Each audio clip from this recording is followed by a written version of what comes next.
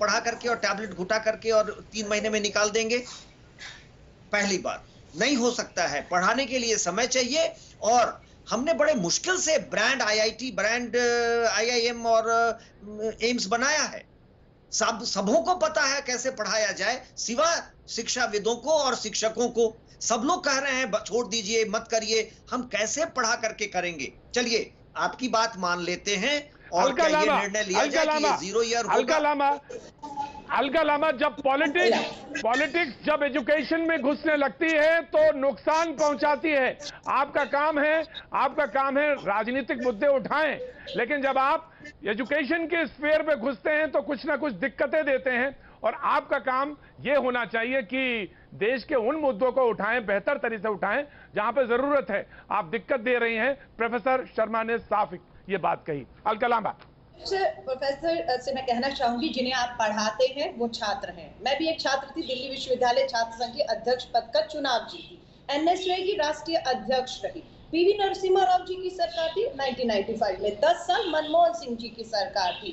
छात्र संगठन एनएसयूआई एक दिन के सांकेतिक भूख हड़ताल पर है, छात्रों की मांग के साथ खड़ा है। एग्जाम रद्द करने को नहीं कह रहे हैं, सिर्फ हालात सामान्य होने तक आगे करने को कह रहे हैं। आज वही एनएसयूआई को जब राहुल गांधी जी कहते हैं छात्र के जितने भी देश में छात्र हैं उनसे बात करिए, क्या चाहते हैं वो, एग्जाम हो या एग्जाम ना हो तो क्यों ना हो, तो एनएसयूआई जो है वो बात करती है और एक पेपर पूरा को पूरा अपने नेता राहुल गांधी जी के सामने लाकर रखती है। जब मनमोहन सिंह जी की सरकार थी तब भी ये होता था कि हमारा छात्र संगठन ये काम करता था और पार्टी के माध्यम से सरकारों को देश छात्र क्या चाहता है वो बताया जाता था। आज भी वही किया जा रहा है।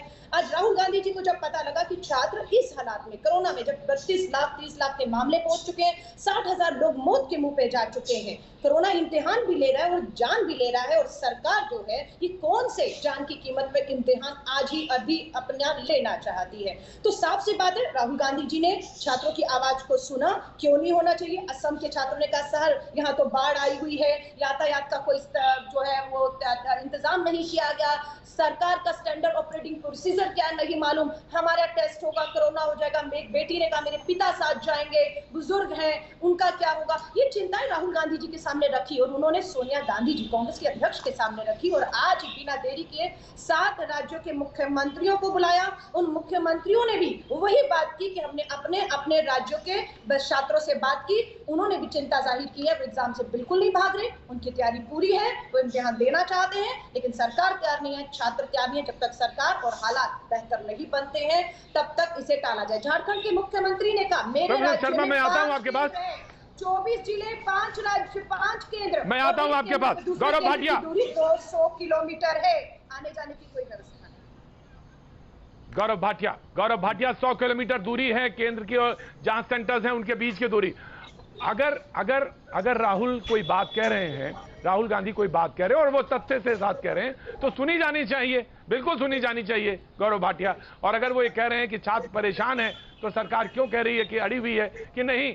सुरक्षा की बात तो वो कहती है, लेकिन 32 लाख के बराबर केसेस हैं, तो ऐसे में क्यों नहीं बात ध्यान दी जा रही? गौरव भाटिया। देखिए, राहुल गांधी पे तो थोड़ी देर में आएंगे, वो ड्राइविंग सीट पे तो आ जाए। महाराष्ट्र में उनसे पूछा गया था, उन्होंने कहा मैं ड्राइविंग सीट पे नहीं हूँ। अब पता नहीं टायर में है, डिक्की में है कि बोनेट पे है, लेकिन बड़ी गंभीरता से इस विषय को रखने का अवसर मिला है। मैं अपनी बात रखूं। सबसे पहले सर्वोच्च न्यायालय के सामने ये मामला गया था प्रतीक जी, और सर्वोच्च न्यायालय ने बहुत गहन अध्ययन करने के बाद क्या कहा? उन्होंने कहा पहली बात कि ये आवश्यक है एग्जाम हो, क्योंकि एक पूरे साल का नुकसान नहीं हो सकता है। दूसरी बात सर्वोच्च न्यायालय ने जो कही उससे हर कोई सहमत होगा कि क्या पता कि ये कोविड का अंत कब होगा। और अभी एक सम्मानित पैनलिस्ट कह रहे थे, आनंद जी थे शायद, कि वैक्सीन आ जाएगा। कब वैक्सीन आएगा ये भी किसी को नहीं पता है। दूसरी बात ये भी बताना आवश्यक है प्रतीक जी, इससे पहले मैं अपनी बात पूरी कर लूं, ये भी बताना आवश्यक है कि एक बार ये परीक्षा पोस्टपोन हो चुकी है, और अगर ये समय पे नहीं होती है और जैसा कि सीबी शर्मा जी ने अभी कहा, तो आगे चल के ये 0 साल भी हो सकता है, जिससे कि ना देश को प्रतिभावान डॉक्टर मिलेंगे और ना इंजीनियर मिलेंगे। ये जो बच्चे हैं ये कोई विरोधी नहीं हो सकते हैं, ये हमारे अपने